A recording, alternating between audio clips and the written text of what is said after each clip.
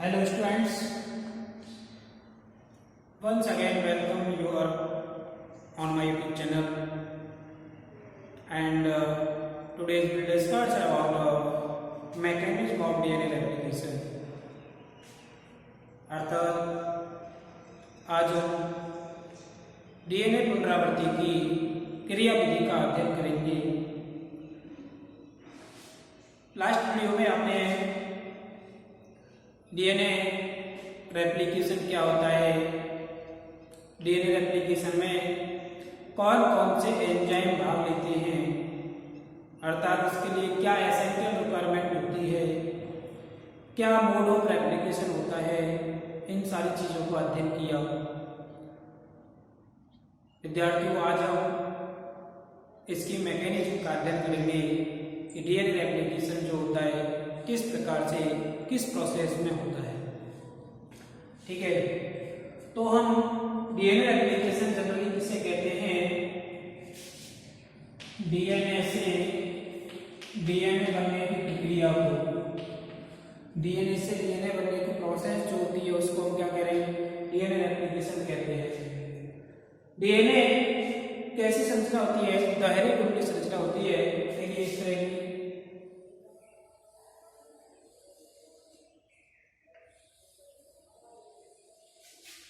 ठीक है, 3 डैश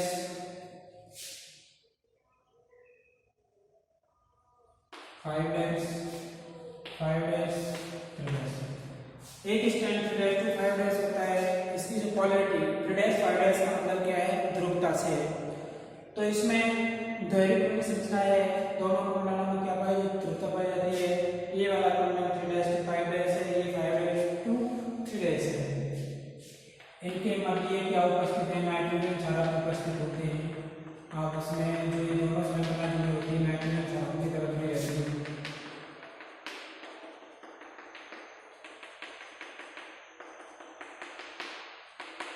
ठीक है, जो एक डीएनए से क्या बनेगा, नए डीएनए का संश्लेषण होगा। एक डीएनए से 2 डीएनए का संश्लेषण होगा।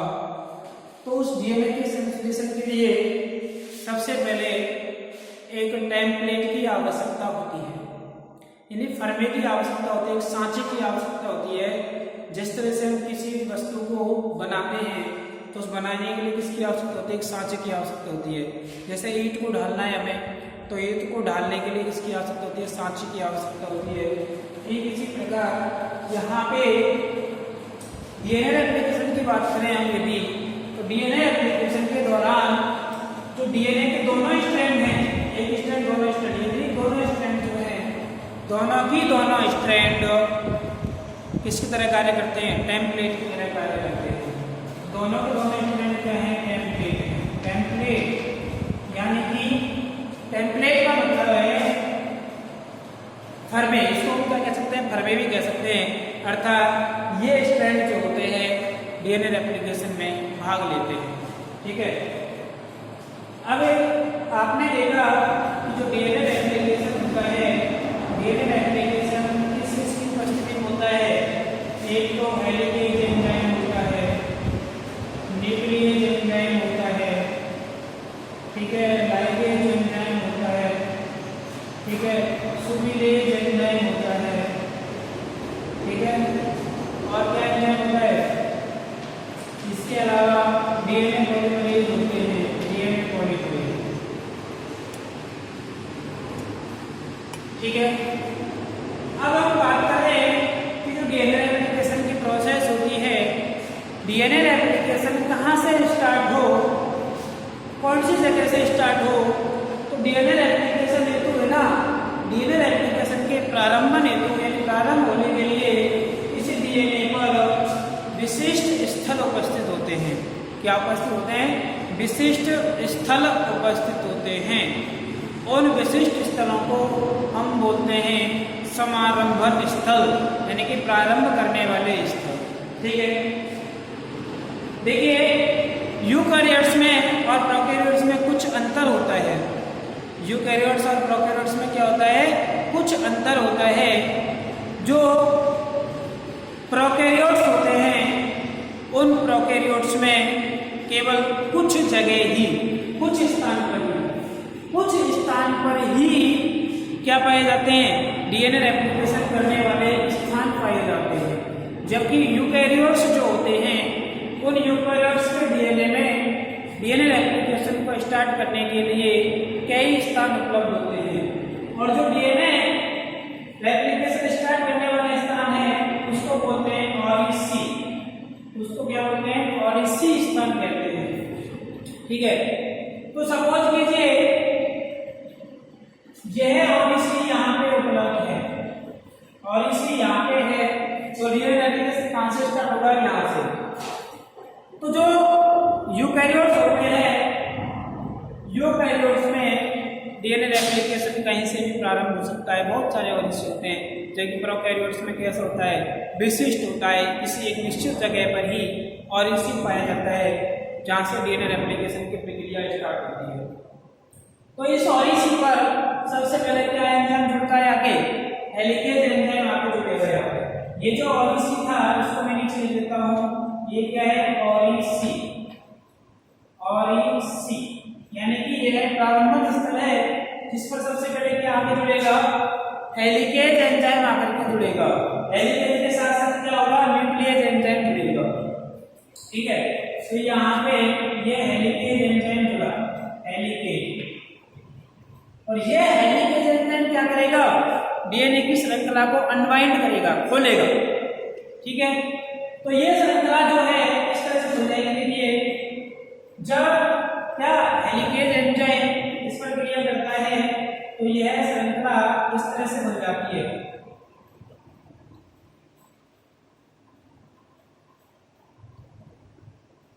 इस तरह से बन जाती है। ठीक है, ये इसका क्या है, ये नाइट्रोजन क्षारक है।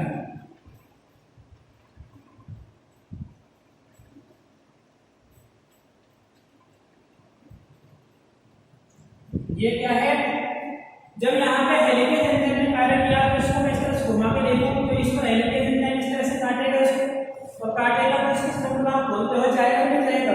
ठीक है, तो इसने इस तरह से क्रिया की, तो इसने इस श्रृंखला को इस तरह से खोला, और इन पर क्या उपस्थित है, नाइट्रोजन क्षारक उपस्थित है। क्या उपस्थित है, नाइट्रोजन क्षारक उपस्थित है।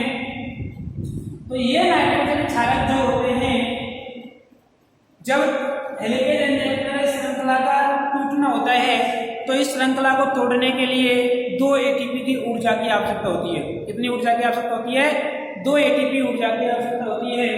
तो इसके तोड़ने से ये नाइट्रोजन क्षारक क्या हो जाते हैं, एक दूसरे से अलग हो जाते हैं। जो एक दूसरे के क्या होते हैं, पूरक होते हैं। एक दूसरे के पूरक होने के कारण ये दोनों एक दूसरे के पूरक होंगे ना, क्योंकि एडेनिन है तो यहाँ पे क्या पाया जाएगा, थाइमिन को पाया जाएगा। इसका दोनों आपस में जब जुड़ेंगे तो इन दोनों के एक दूसरे के पूरक होने के कारण इन नाइट्रोजन क्षारकों में इस प्रकार का परस्पर आकर्षण बल पाया जाता है कि पुनः से ये कुंडलर बना करके आपस में जुड़ने का प्रयास करते हैं। तो इस जुड़ने से बचाने के लिए एक प्रोटीन की बात की थी अपन ने, SSB protein. SSB protein, SSB protein, इसे हम शॉर्ट में डीबीपी भी कह सकते हैं। डीबीपी एसएसबी मतलब सिंगल स्ट्रैंड बाइंडिंग प्रोटीन या डीएनए बाइंडिंग प्रोटीन। डीबीपी का मतलब क्या है, डीएनए बाइंडिंग प्रोटीन। ओके, तो ये एसएसबी प्रोटीन यहाँ पे आके जुड़ जाती है इस तरह से। ये एसएसबी प्रोटीन यहाँ पे जुड़ गई। ये क्या है, एसएसबी प्रोटीन है।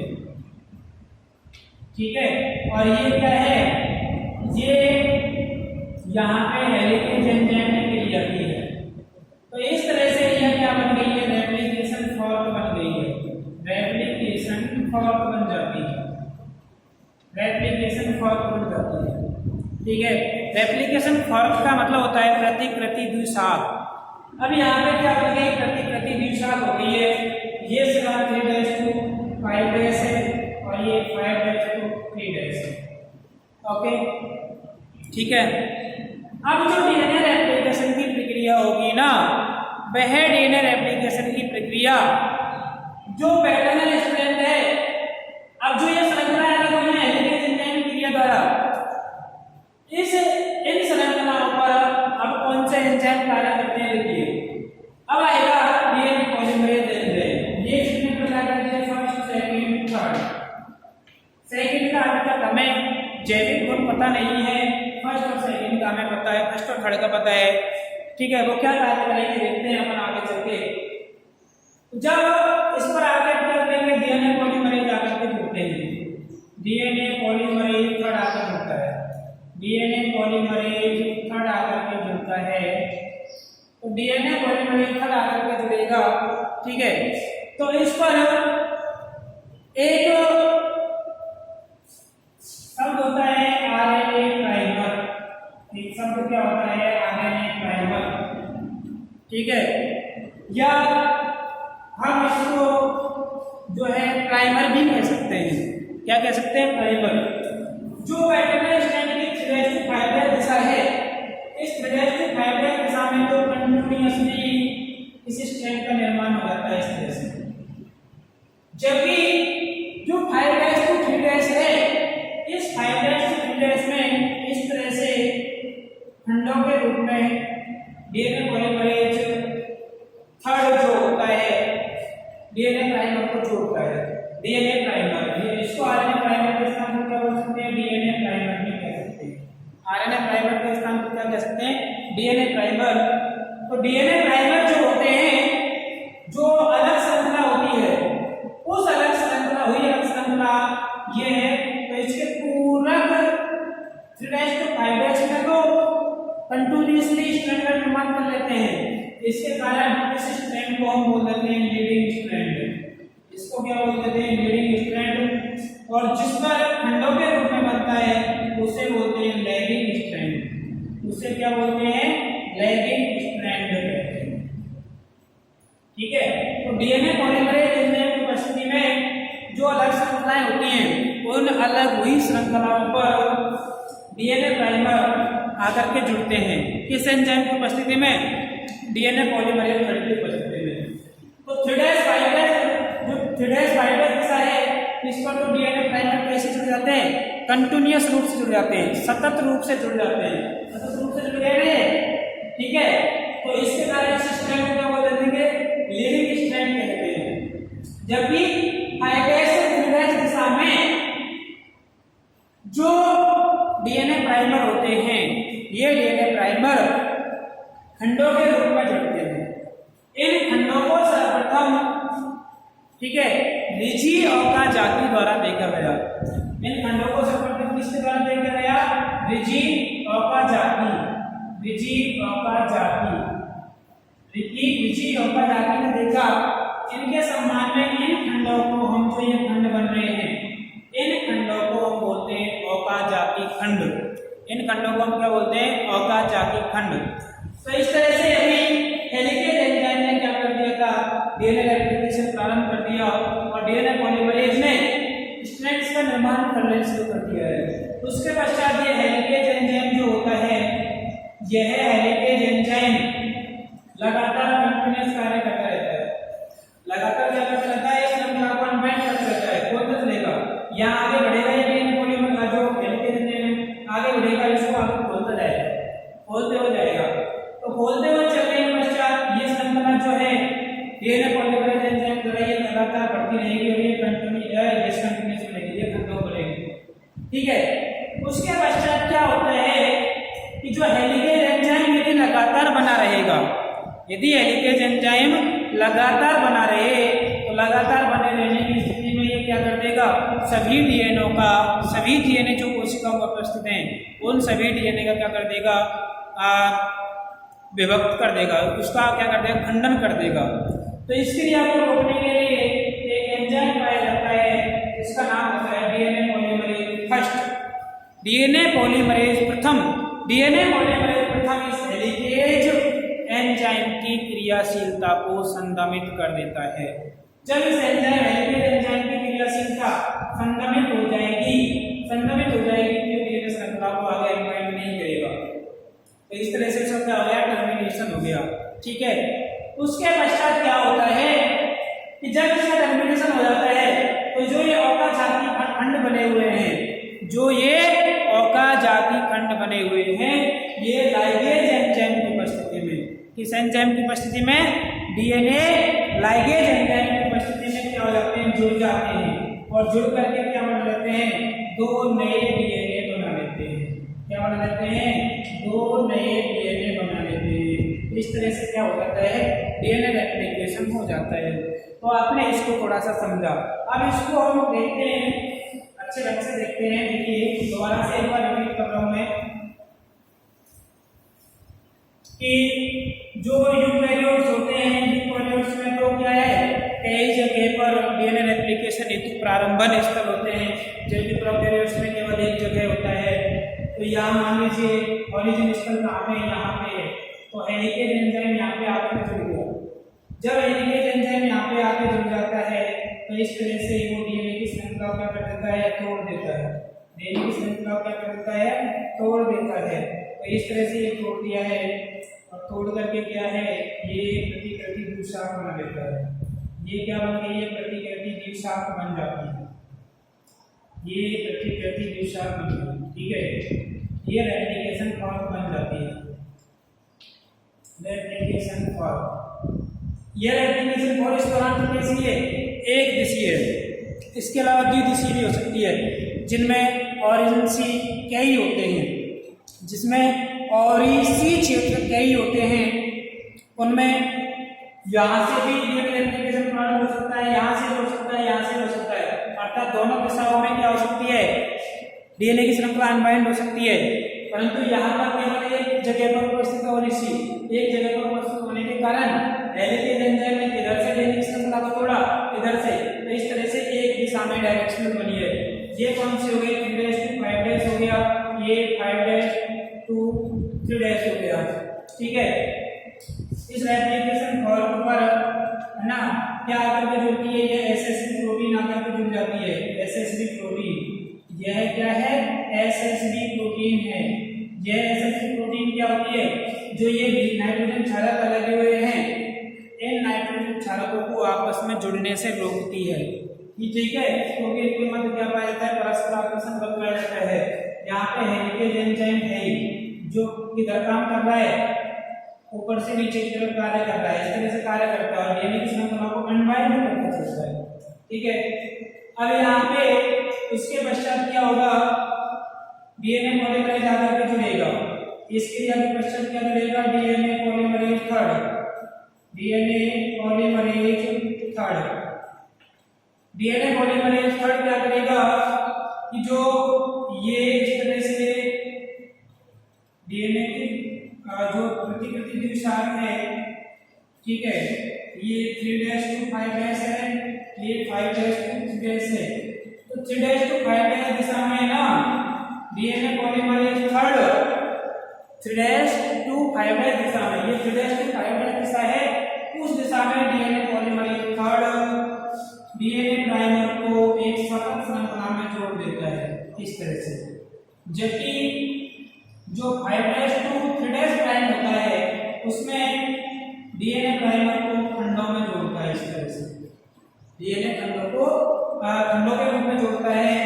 इन खंडों को सर्वप्रथम किसने देखा था, ओकाजाकी ने। इस वजह से इनको क्या बोलते हैं, ओकाजाकी फ्रैगमेंट कहते हैं, ओकाजाकी फ्रैगमेंट कहते हैं, ठीक है। तो यहाँ पे अब हम जो है ना इस डीएनए रेप्लिकेशन को 3 चरणों में विभक्त कर सकते हैं। मेनली कितने चरणों में विभक्त कर सकते हैं, 3 चरणों में। एक तो हो जाएगा प्रारंभन, इनिशिएशन, दूसरा हो जाएगा दीर्घीकरण, दूसरा क्या हो जाएगा दीर्घीकरण, और तीसरा क्या हो जाएगा समापन। तीसरा क्या हो जाएगा समापन। समापन क्या हो जाएगा, कंप्लीट डीएनए का संश्लेषण हो जाएगा। तो प्रारंभन तो ओरिसी पर हो जाएगा, इस एंजाइम की उपस्थिति में, हेलिकेज एंजाइम की उपस्थिति में।